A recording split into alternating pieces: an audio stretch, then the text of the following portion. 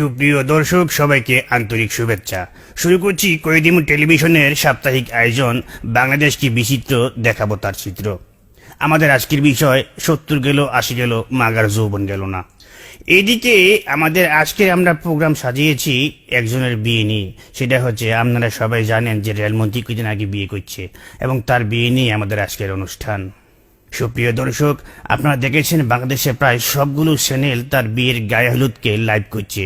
আমরা কয়েদিমু টেলিভিশন চেষ্টা করছিলাম তার ভাস্করকে লাইভ করতে, কিন্তু উনি লজ্জায় দিলেন না।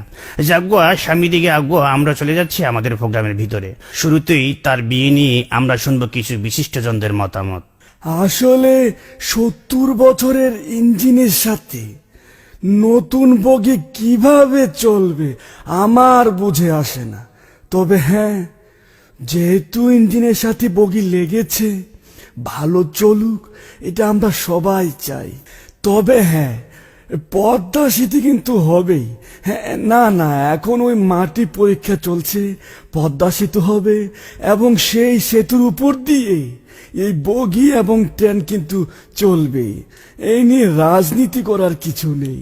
আসলে মুজিব ভাই এই বয়সে বিয়ে করেছে, আপনি তো কয়দিন পরে ঠিকই মারা যাবেন, কিন্তু মেয়েটি কি করবে, সে তো জ্বলে পড়ে মরবে। যাই হোক, বিয়ে যেহেতু করেছেন, আপনাকে একটাই পরামর্শ দেব, আইনজীবী হিসেবে আপনার যদি কোনো সমস্যা হয়, আপনাকে আমি একটাই পরামর্শ দেব, আপনি কলিকাতা হারবাল বা মাদ্রাজ হারবালের কাছে যাবেন। হ্যাঁ, না লাকি মলম তো আমি অন্য কাজে ব্যবহার করি, এটা এই কাজে না। সাংবিধানিক এবং গণতান্ত্রিক ভাবে একটি দেশের যে কোনো লোক 70 কি 80 এটা কোনো যায় আসে না, সে বিয়ে করতেই পারে। আমিও চেষ্টা করেছি সর্বসাফল্যভাবে। বিবাহ একটি গণতান্ত্রিক অধিকার, এ নিয়ে রাজনীতি করার কিছু নেই। রেলমন্ত্রী থাকা অবস্থায় আমিও চেষ্টা করেছি, কালো বিড়াল বের হয়ে আসছে, কিছু করার নেই।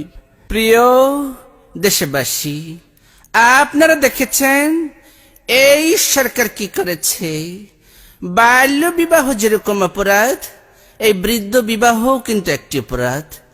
এই সরকারের মন্ত্রী কি যেন নাম, রেলমন্ত্রী, একটি অল্প বয়সী মেয়েকে বিবাহ করেছে।